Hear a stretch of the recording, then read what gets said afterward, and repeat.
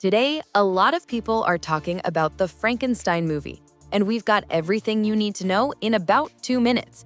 The classic monster has returned to the spotlight, and this time it's through a new adaptation that is stirring conversation across film and television communities.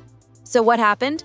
A major new retelling of the legendary story has debuted, drawing attention for its darker tone, emotional depth, and a fresh approach to the characters. Rather than focusing solely on horror or spectacle, this version explores the relationships, grief, and human vulnerability at the heart of Mary Shelley's original novel.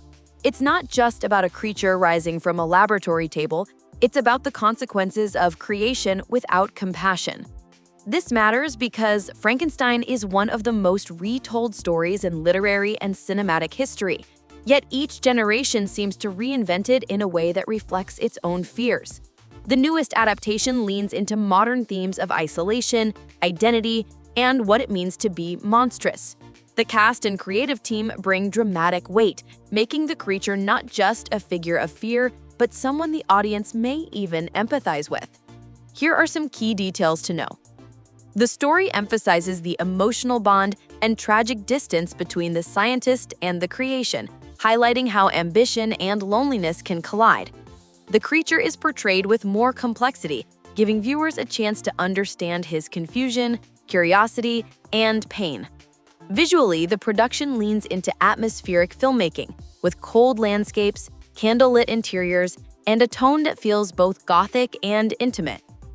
Critics note that this new interpretation arrives at an interesting cultural moment.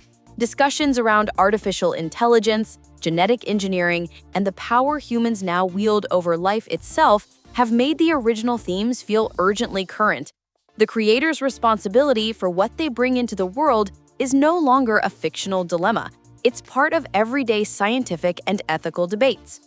Looking ahead, this adaptation could inspire more projects in the same universe, and it may introduce younger audiences to the original novel, which continues to influence everything from horror movies to philosophical discussions about human nature.